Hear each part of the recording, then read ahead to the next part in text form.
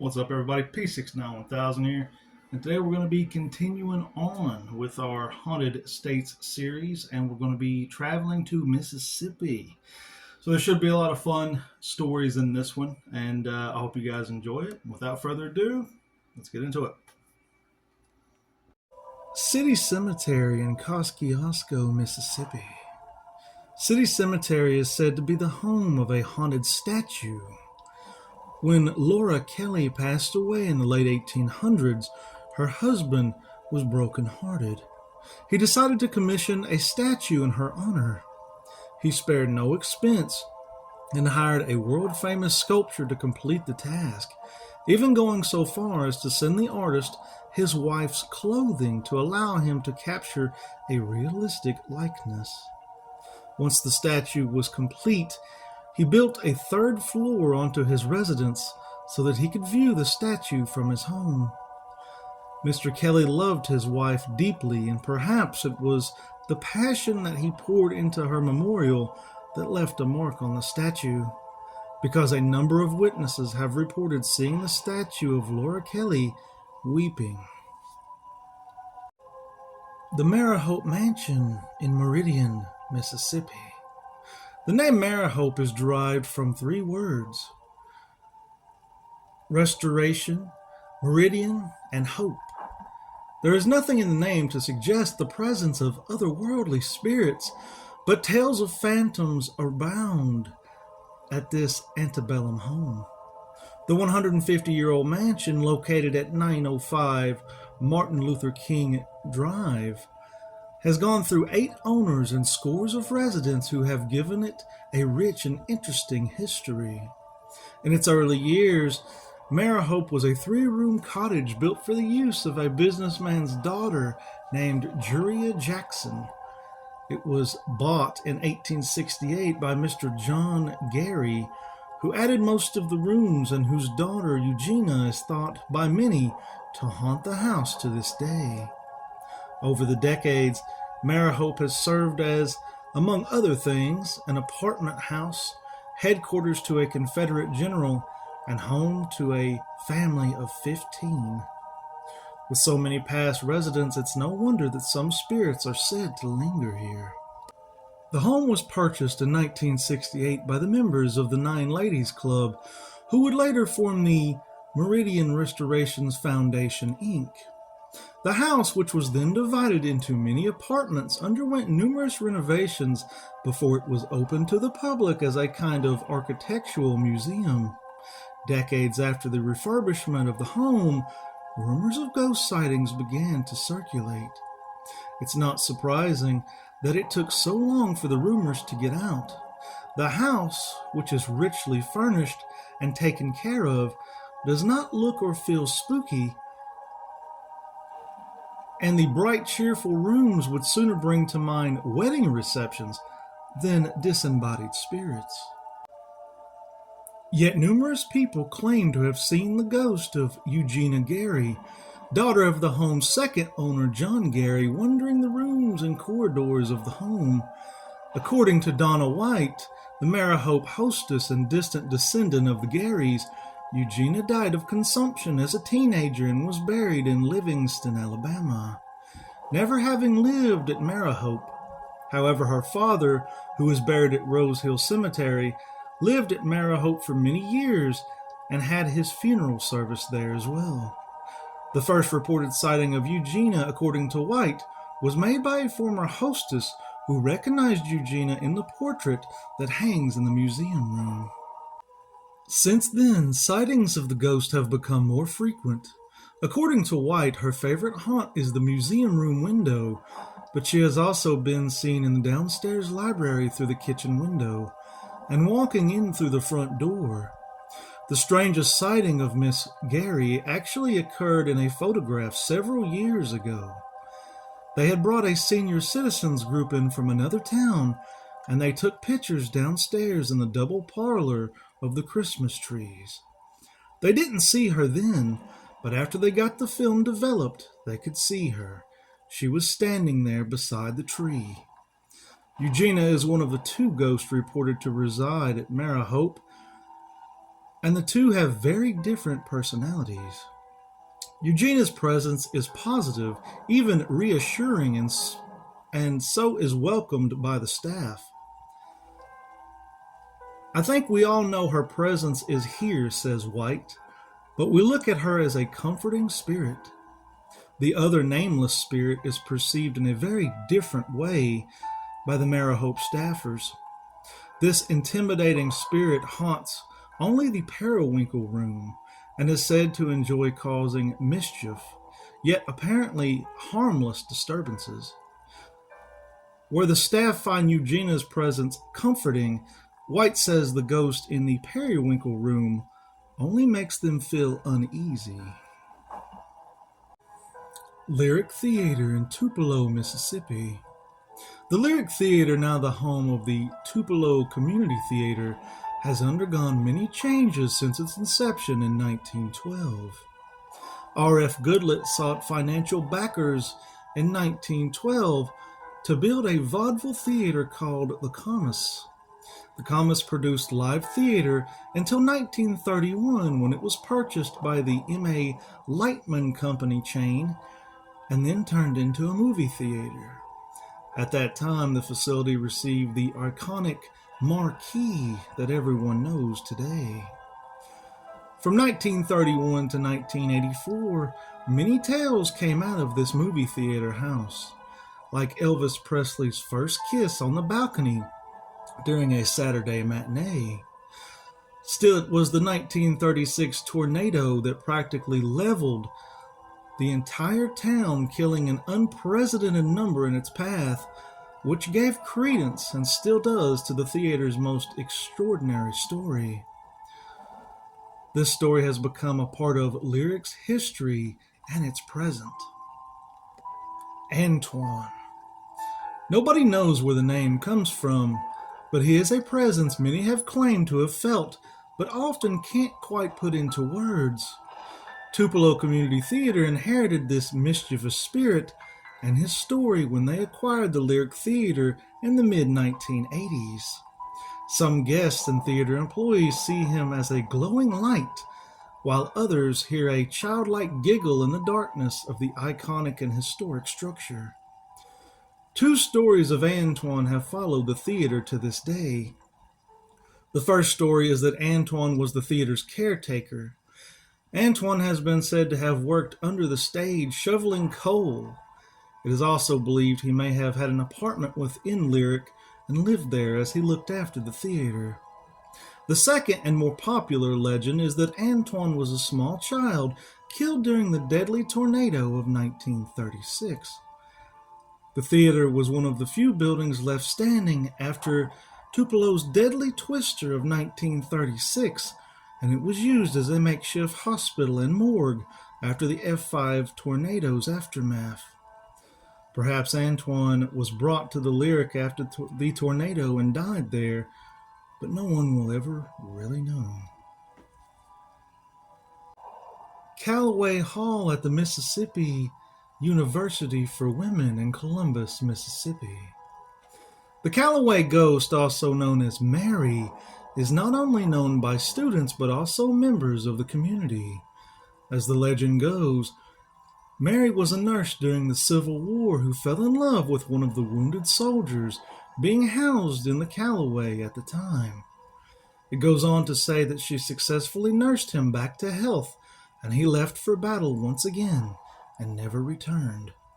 She was so distraught by this that she jumped from the clock tower at the top of Callaway Hall, plunging to her death. It's said that she still haunts Callaway Hall to this day, pestering students with her antics of turning faucets on and off, riding the elevator up and down constantly, and even showing up to the edge of beds weeping during the middle of the night. McRaven House in Vicksburg, Mississippi. Built in 1797, this Vicksburg mansion is one of the oldest in the city. Founded in 1811 along the Mississippi River, it became an important trading port due to its proximity to the river and the nearby Natchez Trace. For centuries before European arrival, The Natchez Trace was a trading route connecting modern-day Natchez, Mississippi to Nashville, Tennessee. Stretching over 444 miles, this path was littered with bandits and thieves. Andrew Glass was one of these bountiful gentlemen. The tales say that he built the two-story McRaven mansion as a hideout. The kitchen is still lined with the unique blueberry and buttermilk paint he shackled onto the brick walls. Tour guides of the home say he was murdered by his wife, Mary, slitting his neck with a razor blade after finding him passed out drunk. His room, the original portion of the building, remains one of the most haunted. Many female tour guides do not feel safe within its walls.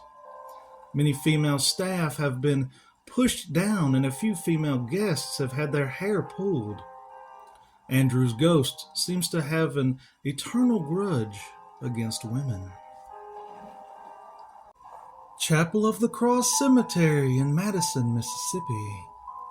In the heart of Mississippi, nestled within the folds of the ancient Deep South, lies an eerie oasis of hallowed history and spectral intrigue. The Chapel of the Cross Cemetery in Madison, dating back to the early 19th century, this burial ground has been a source of whispered tales, unsolved mysteries, and ghostly encounters that echo down the generations.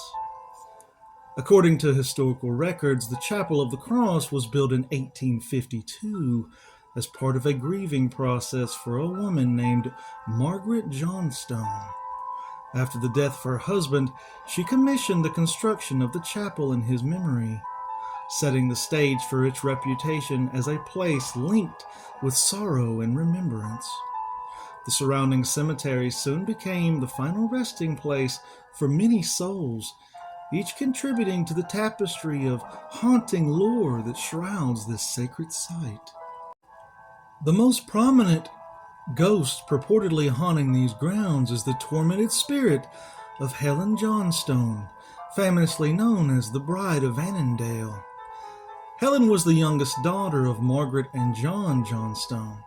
Her tragic tale begins with an ill-fated engagement to Henry Gray Vick, who was killed in a duel just days before their wedding in May of 1859.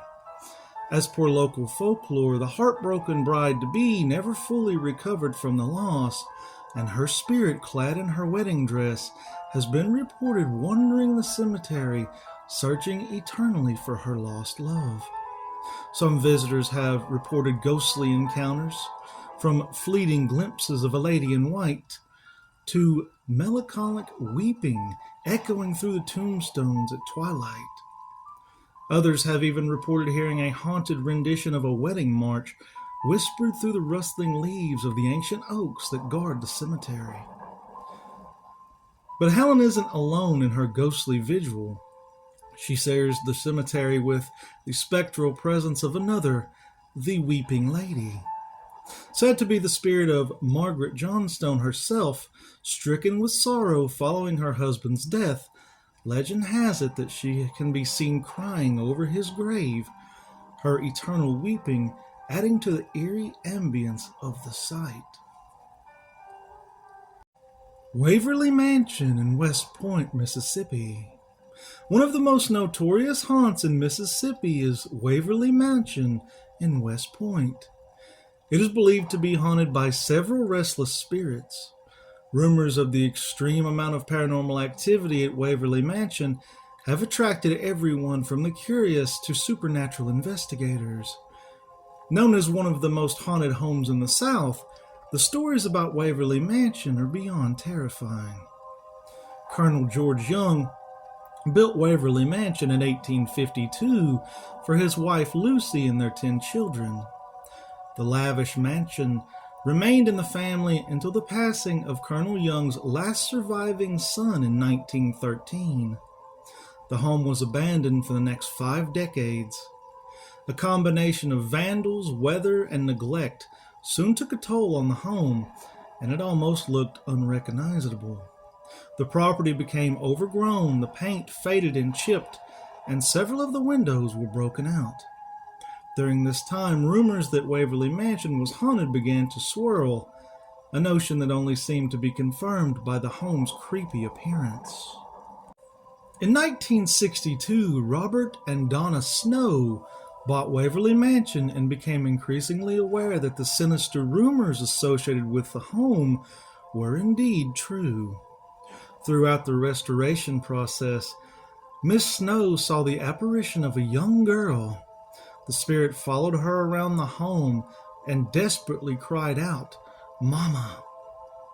The girl's ghost has also been known to take a nap in an upstairs bedroom, which was evident by the impression of the child's body that would suddenly appear on the bed out of nowhere.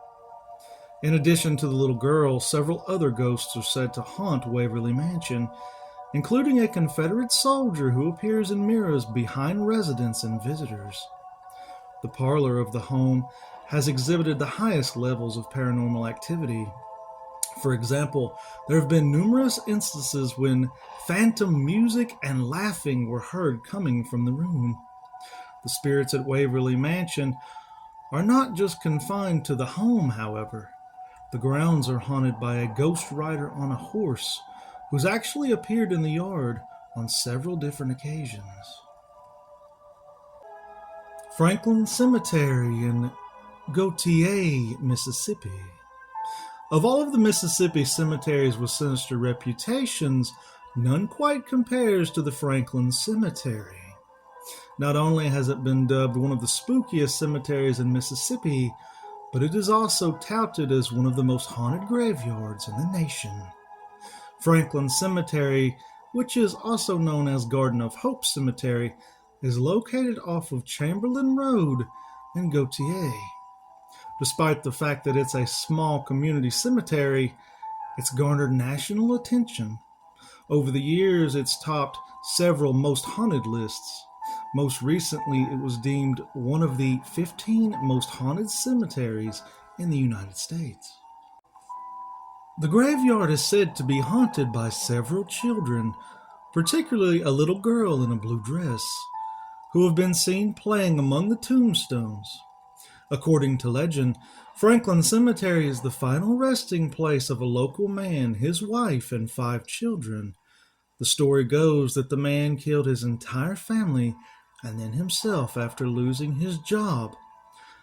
It should be noted that though this story has been repeated for years, it's never been confirmed. The children's graves haven't been located in the cemetery, but that doesn't prove they're not buried there. If the siblings, along with their mother, were killed by their father, as the story says, then there would be 7 tombstones with the same last name and date of death. However, these tombstones don't exist. But there are several unknown and unmarked burial sites in the cemetery, which could possibly belong to the family. Whether or not the cemetery is haunted, there's no denying there is an eerie feel when you walk through it. Eerily secluded, it's tucked away at the end of a desolate road, which is a bit overgrown on both sides. Ancient oaks with sprawling branches that partially touch the grave sites perfectly complete the spooky scene. You may be tempted to explore this cemetery for yourself, however, that might not be possible. It's on private property, so visiting without consent is strongly discouraged. All right, everybody, P691,000 here, and that was our video on Mississippi. Creepy, a lot of creepy stuff in there. The cemetery, that Franklin Cemetery, I looked at pictures of that online, and yeah, it's very secluded. It's private property. It would be hard to get to, but man, I sure would like to go through it and just kind of check it out for myself. But yeah, that was it. I hope you guys enjoyed it. Peace, love. I love you all. Have a great day, and I'll see you next time.